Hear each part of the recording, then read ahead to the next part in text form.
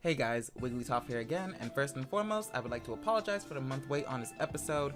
Once the Thanksgiving week rolls around, onwards for the rest of the year, I'm usually pretty swamped, pretty busy. Plus with the release of Scarlet and Violet, taking up a lot of my free time because that game was really fun, and I wanted to see if there was anything I could incorporate into this series. But anyways, I'm trying to get back on track and have this series released more frequently, like once every 2 weeks at minimum, I'm hoping. And remember, you can help these videos come out more frequently by becoming a Patreon. But do not feel obligated to, however the link will be in the description if you want to check it out. Also, subscribing helps. I don't know what an analytic bar is, but I'm pretty sure most of the people who watch my videos aren't subscribed. So, if we can get that to like 69% or 42.0% because I'm immature and that would make me giggle, I would love that. But for now, let's move on to episode 5 of What If Misty Never Met Ash? Don't Bug Me.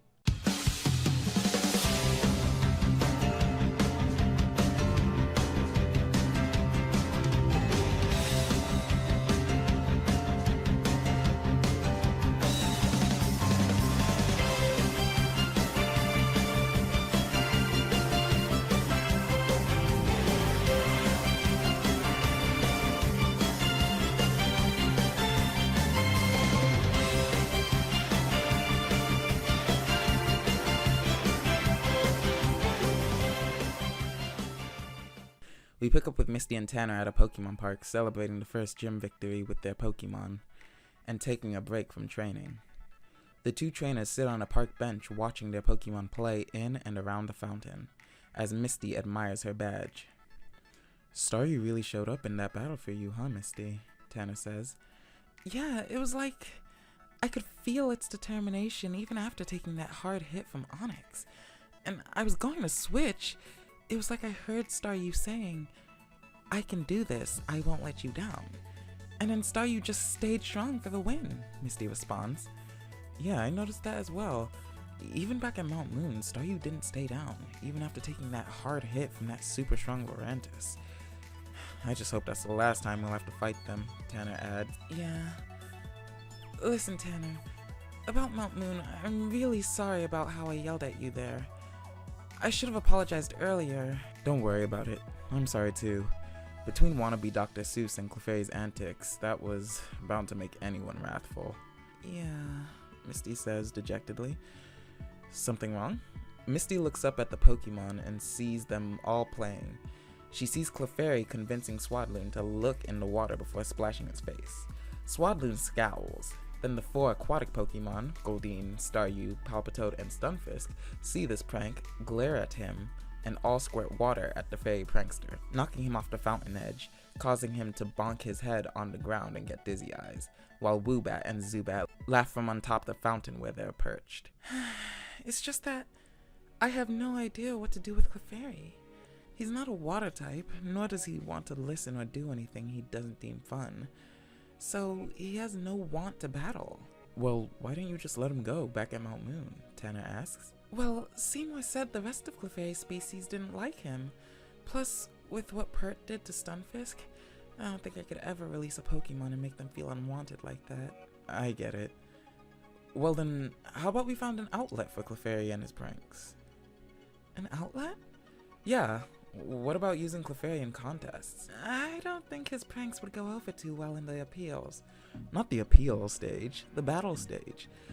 He gains amusement from others' misfortune, so if you use Goldeen's natural beauty or Staryu's utility or something like that to get through the appeals, then in the battle stage, he can embarrass his opponents and lower their points. Then you can win the ribbon and show Clefairy that battles can be fun." Misty's face lights up. "That's a brilliant idea! Then just maybe he'll probably take part in other gym battles as well, and help me win more badges," Misty exclaims. A man walks up to the 2 young trainers. "Excuse me, I couldn't help but overhear. You're taking the gym challenge, correct?" Yeah, that's right," Misty responds. "I'd like to ask you a favor. I was traveling in the Galar region collecting stones to bring back here. However, I found 2 stones that I believe to be fossil. I went to the Pewter City Museum and they confirmed that they are in fact fossils. But both of them seem to be missing a piece, nor does it seem like they go together. They recommended I talk to their main archaeologist, but he had moved to Cinnabar Island. I would go myself, but my wife is going to give birth soon, and I won't be traveling for a long time while I spend this time with my family. And if it is revivable, I wouldn't be able to train it. So, if it isn't too much of a burden, could you two take these fossil pieces to the lab on Cinnabar Island? Sure, Cinnabar Island is on our way, so we should have no problem. And congratulations on your new family member, Misty replies. The man puts the 2 fossil pieces in a case and hands it to Misty, showing great appreciation and gratitude before departing. Our 2 young trainers head south as Tanner, on his Voton phone, does a quick Wooloo search and sees that a contest will be held in Viridian City soon. However, there's one problem. They have to go through Viridian Forest, and it is home to primarily bug-type Pokemon. A lot of them. Upon hearing this, a shiver is sent through Misty's entire body. No worries, Misty. It says here that there's a shuttle bus that drives through Viridian Forest. Misty's expression changes to hopefulness before Tanner continues. Oh, but the tickets are pricey, and the shuttle can't hold our bikes. Misty slumps down to the floor, whining. So then what are we gonna do? Well, Misty, unless you want to pay for our tickets and buy us new bikes, you're gonna have to face your fear. Maybe if we pedal fast enough, we won't run into any bugs. Tanner says, rubbing the back of his head with a sweat drop and a smile, as he knows that what he said is complete Tauros crap. And judging by Misty's face, it's clear that she knows that too. The duo hops on their bikes and heads towards Viridian Forest. Once inside, they continue pedaling for several minutes, and all seems quiet. Then a pair of Beautifly and Pavilion fly by. These visually appealing bug types don't seem to scare Misty, and she seems to have a serene moment as she appreciates the beauty of the 2 butterfly Pokemon. After biking past Cutiefly and Viridian in a clearing, Misty tells Tanner that she actually might start liking bug Pokemon, but before she could finish talking, a crazy kid wearing samurai armor with a katana suddenly jumps out with a yell. Misty and Tanner let out a frightened scream and come to a skidding stop, both almost falling, trying not to run over the kid and avoid the sharp blade. The 2 young trainers raise their hands to shoulder height, completely terrified of the sword-wielding child. The wannabe samurai holds the blade forward and in between the 2 trainers. I am Samurai! Misty lets out a quick stifled chortle. Seriously? She asks. Samurai gives her a quick glance over before continuing. And I am the master of this forest. In order to get through, you must first engage me in battle. Tanner and Misty look at each other before Tanner says, why am I getting the most blatant feeling of deja vu? There's no way you did all this for a battle. What is wrong with you? Misty says irritatedly. What's wrong is that you are trespassing in my domain, Samurai replies, sheathing his sword. Misty lets out a sigh. I don't even want to be here. Fine, if I battle you, will you leave us alone and let us go? Samurai turns and walks to create distance for the battle. Only if you can beat me. You'll have to go back the way you came if you cannot beat my powerful bug Poke. Where'd she go? Samurai asks after turning around and noticing that Misty has vanished. She's probably half a stadium away since you mentioned the word bug, Tanner explains. Misty, nearly the distance away that Tanner estimated, shouts, You got this one, Tanner! I believe in you! You know I can't protect you from any bug-type Pokemon while you're that far away, right? Tanner responds. You've got a point, Misty says, suddenly being next to him. This causes Tanner to slightly jump in shock. How did you even just... Enough! I grow tired of this stalling. We begin the battle now! Pinsir, let's go! A big stag beetle Pokemon emerges to the field, clapping its pincers together. Tanner whips out his Pokédex and gets information. Pinsir, the stag beetle Pokemon, a bug type. This Pokemon clamps its pincers down on its prey until the prey is torn apart. What it can't tear, it tosses far away. Seeing the stag beetle Pokemon, Misty lets out a terrified, stifled squeal. Woobat, it's your turn! Tanner sends out the winged Fluffball, who has the advantage of being a flying type. Tanner makes the first move, calling for a gust attack. Woobat's wings glow sky blue as she flaps them and lets out a strong air current, bludgeoning the pinching Pokemon. Pinsir begins sliding backwards from the super effective wind current, but stands his ground, wincing in pain. Samurai calls for a Vice Grip. The stag beetle's pincers gain a faint white aura as Pinsir powers through the gust attack and leaps at Woobat. This forces the round bat to stop her onslaught in order to avoid the attack. Samurai then calls for a rock tomb. Glowing white boulders appear, spiraling over top of Woobat and plummet down towards the tiny bat, losing their glow. Woobat speedily dodges most of these boulders before one connects, clipping her right wing and pinning her to the ground. Tanner tells Woobat to wriggle free, but as much as Woobat struggles, the boulder is too heavy. Samurai calls for a bug bite. Pincer's teeth glow a yellowish green as it charges toward the pinned bat. Tanner, however, sees an opening and calls for an attract. Woobat's heart-shaped nostril glows pink inside as she fires a flurry of translucent pink hearts at Pincer. The hearts swirl around before connecting with the stag beetle, causing his eyes to be replaced by hearts and halting his charge as the infatuation has taken hold. Tanner then calls for a confusion, but to lift the big rock off Woobat's wing and send it barreling into Pincer. A blue aura forms around Woobat's nose and the small boulder as the rock is lifted into the air. Woobat sends it hurling into Pincer, who in turn, thinking that it is a gift from his love, opens his arms wide to accept it. This leaves him wide open as the boulder is launched into his face, smashing him against a tree, as you can hear the tree crack from the impact. Pincer slides down with swirls in his eyes, being unable to battle. Samurai recalls his Pokemon. Impressive! Not many trainers can handle the raw power of Pincer, but your strategy of using the opposite sex to halt my Pincer's attack was genius. However, let's see how you handle my Ninjask. Go! Tanner whips out his Pokédex once more. Ninjask, the ninja Pokemon, a bug and a flying type. If Ninjask is not trained properly, it will refuse to obey the trainer and cry loudly continuously. Because of this quality, this Pokemon is said to be one that puts the trainer's ability to the test. A samurai with a ninja? Wow. Misty says sarcastically. Woobat, come back. That's enough battling till we can get that wing checked out, Tanner says to Woobat's Pokeball after recalling her. An admirable quality to prevent friends from further harm, Samurai replies. I'll try my own bug type against yours. Swadloon, it's your turn! The swaddled Pokemon takes to the field with a nonchalant cry. This causes Misty to cringe a bit as not seeing one but two bug type Pokemon in her presence. But being on the sidelines of the battle, she remains calm. Tanner calls for a Razor Leaf attack. Swadloon's top leaves glisten as he fires a flurry of sharp leaves at the speedy cicada-esque Pokemon. Ninjask is able to effortlessly avoid the attack with his blinding speed. The leaves go flying into the same tree Pincer and the boulder had crashed into, slicing up the tree base a bit. The trainers, however, are oblivious to this as they are focused on the battle. Samurai calls for a Fury Cutter, and the ninja Pokemon quickly closes the distance with his claws glowing red, unleashing a flurry of blows onto Swadloon, using his blinding speed, each hit more powerful than the last. Swadloon winces from the super effective hits, but due to his high defense, he holds strong. However, the leaf-wrapped Pokemon is unable to react to the blinding speed. Tanner, knowing that speed is Swadloon's weakness, grits his teeth, not knowing what to do. That is, till he has a flashback of his battle with Misty, and the shield and counter tactic that was used against her Staryu. Tanner calls for a Protect. A green translucent semi-dome forms in front of Swadloon as Ninjask swings into it. The flying ninja winces from hitting the impenetrable shield and cradles his claw as both of his claws lose their red glow. Tanner calls for a point-blank Electro Web. The leaf-wrapped Pokemon throws the electrified webbing onto Ninjask, entangling the fast cicada.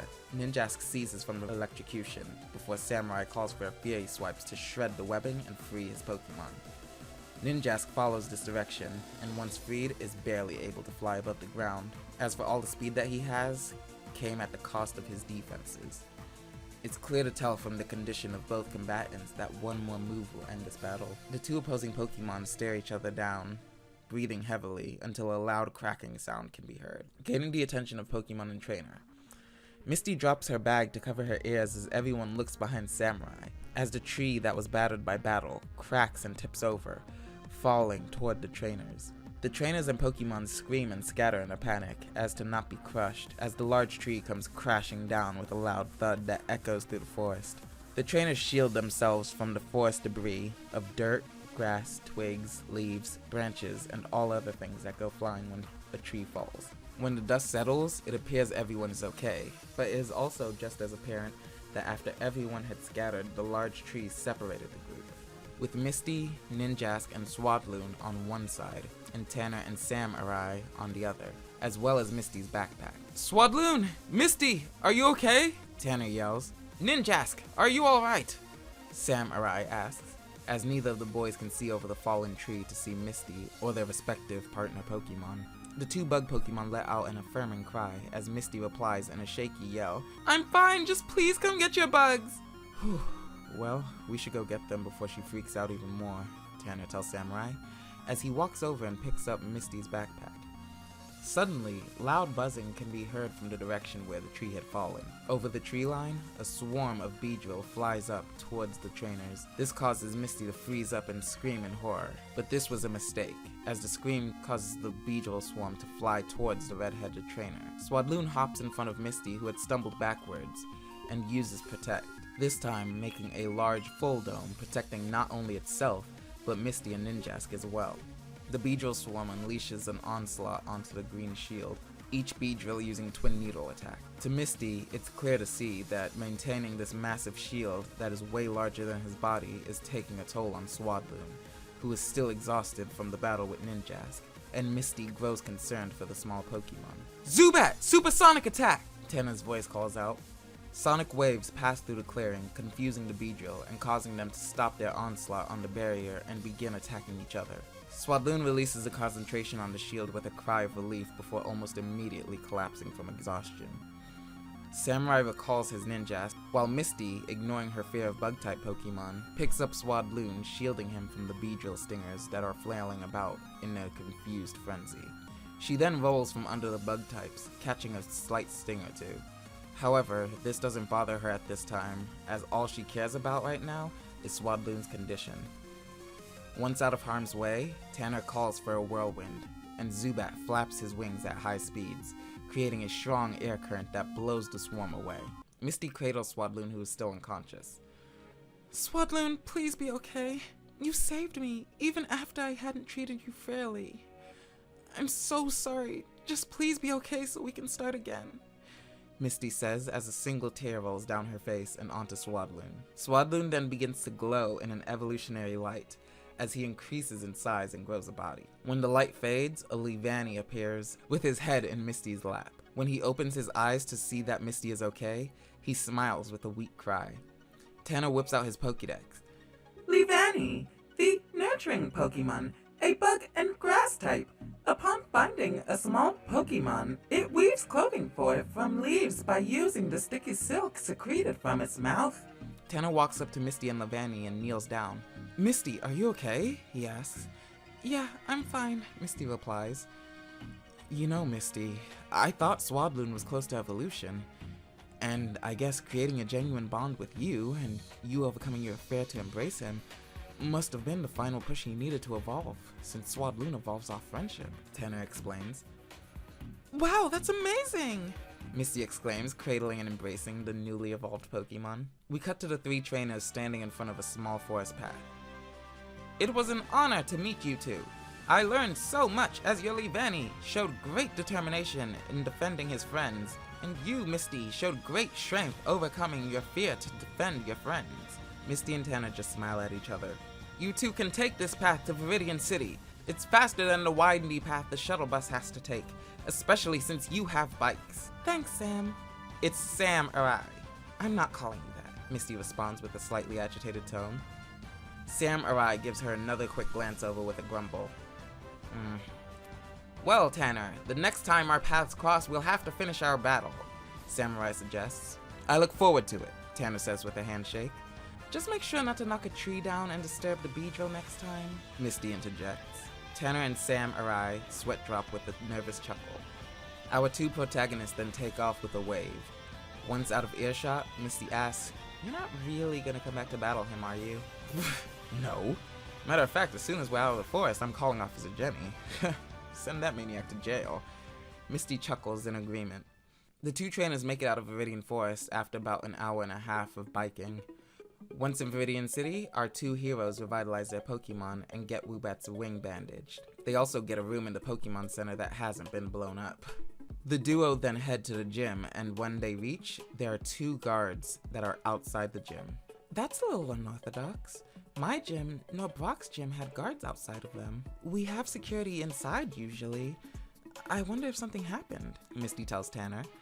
The duo walks up to the guards. Halt! All challengers must show their current badges, one of the guards announced. Misty takes out her badge case, opening it and showing her newly acquired boulder badge.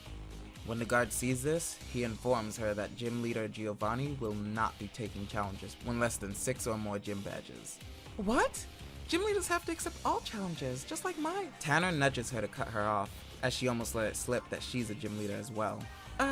I mean, how come? Rookie trainers have not been giving a challenge to Giovanni, and got permission from the league committee. The guard informs Misty. Misty groans in disappointment, while Tanner can't help but have a suspicious feeling that something more sinister is taking place. A security camera catches the whole interaction between our heroes and the guards, as we fade into a monitor room, as it appears someone is watching them. And through the monitor, we hear Misty tell Tanner, Well, I guess we should head for the contest hall then. before the two trainers walk off. Hey, aren't those the two twerps that ruined our plans at Mount Moon? Frank asks. Want us to deal with them, Domino? Friend Al follows up. No. I have to prepare for the new island mission. But you two can keep an eye on them, since we know their goals and we can learn their weaknesses. Then, when the time is right, we will have our revenge. Domino says with a sinister smile. Misty and Tanner then go to the contest hall and learn that the contest will take place 4 days from now, and will be a doubles contest, meaning 2 Pokemon for the appeals round and 2 Pokemon for the battle round. This makes Misty a little nervous, as Clefairy doesn't seem to be a team player. So Misty and Tanner sit in the main lobby of the contest hall to discuss how to go about the contest, thinking and strategizing about which Pokemon to use in which round and why. After some brainstorming, the duo come to the conclusion of using Goldeen and Stunfisk for the appeals round and Staryu and Clefairy for the battle round. I think with some work with Clefairy, this combination should do well, and hopefully win you a ribbon, Tanner says in a hopeful tone. But just then, there is a voice from behind the trainers. Tanner? The voice calls out. When the duo turn around, they see a young girl around their age with long brown hair and wearing a pink and white hat. Delaney! And that's where we're gonna end episode 5 of What If Misty Never Met Ash? Don't Bug Me. Once again, I would like to apologize for this episode coming out so late. Once the new year rolls around, I'm hoping to be less busy and have these episodes come out more frequently. So make sure you subscribe so that you don't miss a single episode of What If Misty Never Met Ash. But I hope you guys catch the next one. For now, bye!